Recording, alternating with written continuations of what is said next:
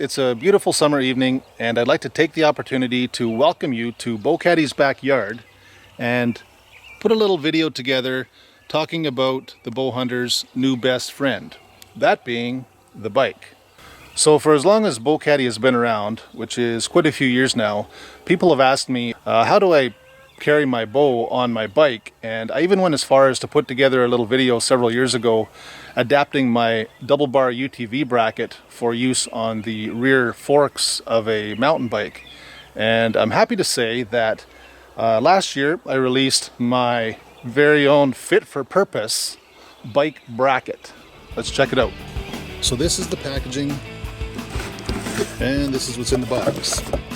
Got some instructions, one plate, two plates, and a bag of hardware. So here we have the pieces all spread out. This is the bottom plate, or the base plate. It's got a whole bunch of slots that you can use to adjust the plate to fit your exact luggage rack. And this other plate here is ribbed for rigidity, and it's got the hole pattern there to allow you to put your caddy on at multiple different angles. And this fastens to this by using those 3 bolts there, and that simply goes on like that.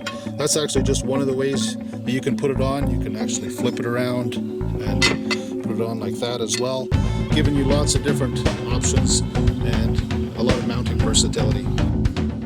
The rest of the hardware here is simply to fasten this base plate onto your luggage rack. Now, some people call these pannier racks. There's literally dozens of varieties on the market. If you just Google bike luggage rack, you'll get a whole bunch of different manufacturers.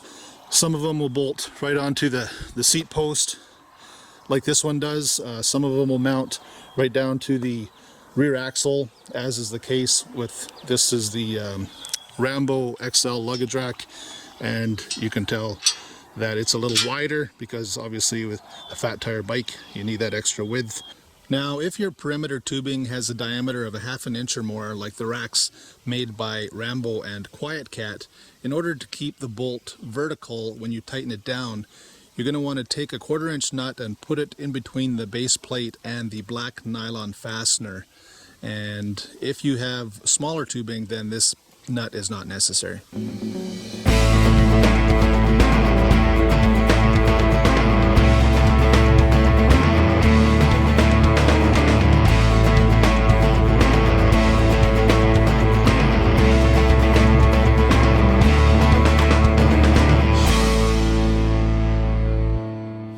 So as you can see, the versatility of the bike bracket is truly unmatched. You can put the bow in multiple configurations and angles, left side, right side, vertical, horizontal, diagonal, whatever you need to work around as far as bike setup, platform setup, whether you carry a backpack or how long your bow is, all those things can be worked around with the bike bracket. The other nice feature of the bracket is it gives you some space if you want to strap down a little duffel bag or maybe roll up your jacket so you don't get sweated up on the way into the stand. You have a place to strap a couple extra items. The other concern is if you're traveling down a trail, chances are sooner or later that trail is going to be wet and muddy, and the last thing you want is to kick up mud from your tire onto your cams or your sights or your rest. That's not a good formula for success. So what I'd recommend you do is take a look at the Bowkaddy web store and check out a couple of the covers that I offer. They offer protection for the bow and the cams and the rest.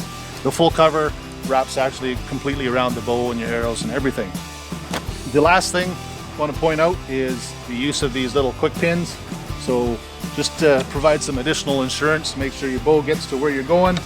Just drop those in the little limb grips of Bowkaddy, and then you're basically trail ready. If you ride a mountain bike or a fat bike or an e-bike and you're a bow hunter, take a serious look at the Bowkaddy bike bracket.